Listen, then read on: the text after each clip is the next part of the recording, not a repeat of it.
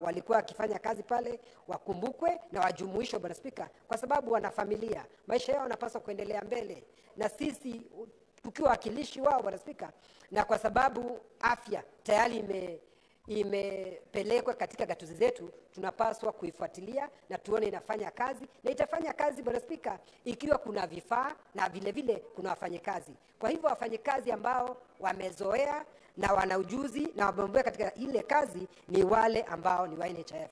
Kwa hivyo, Bwana Spika, nakubaliana na Senator Boni kwa hii taarifa aliyoleta, tuweze kuwajumuisha na waweze kuendelea na kazi ambayo wamekuwa akifanya. Bwana Spika, nashukuru kwa kunipa msa huo. Senator Mondege. Asante Bwana Spika kwa kunipa ruhusa niweze kuchangia mjadala wa mambo ya SHA na SHI. Bwana Spika, ningeomba wakati huu tunataka kuangalia kaunti zetu zinaendeleaje ama nchi yetu ya Kenya juu ya economy recovery.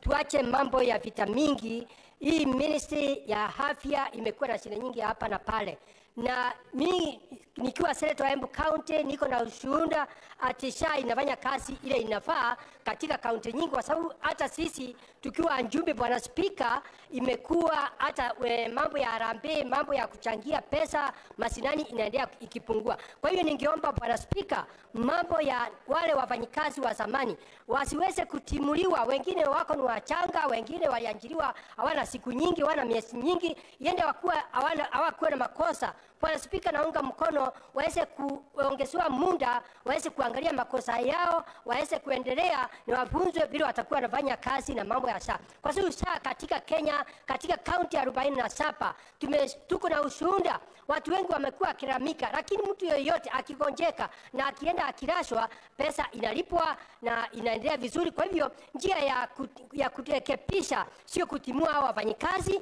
ni njia ya kuwarekebisha, kwa sababu kuna njia ya kuwarekebisha, wako na ujuzi wa elimu. Kwa hiyo mimi naunga mkono waweze kuangaliwa, ndio waweze kurudishwa kazini, wasitimuliwe mambo. Tumeona miaka mingi watu wengi wakitimuliwa wanaenda wanakufa, familia inasoroteka, kunaharibika. Kwa hivyo agenda ni kuangalia vile wataweza kuangaliwa, waweze kurudishwa kazi, ndio SHA iweze kuendelea vizuri.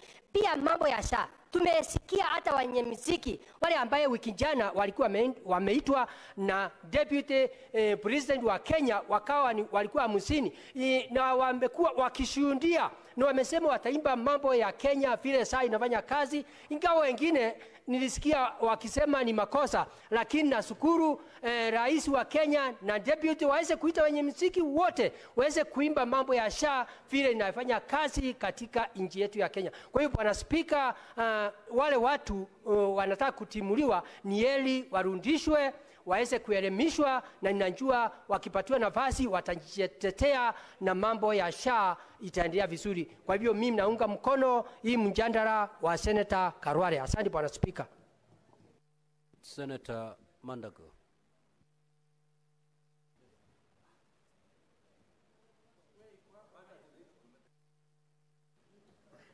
Thank you very much, Honorable Speaker. Honorable Speaker, I wish to make comments on the statement by the Senator for Kakamega, Senator Boni Khalwale.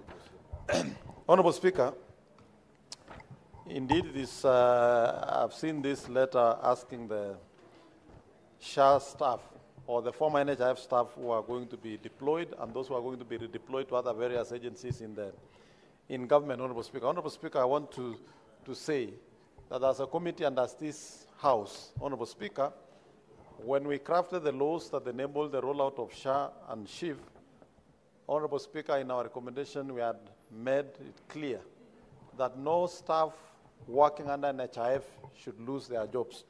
Honorable Speaker, the uncertainty that is arising from the issuance of these letters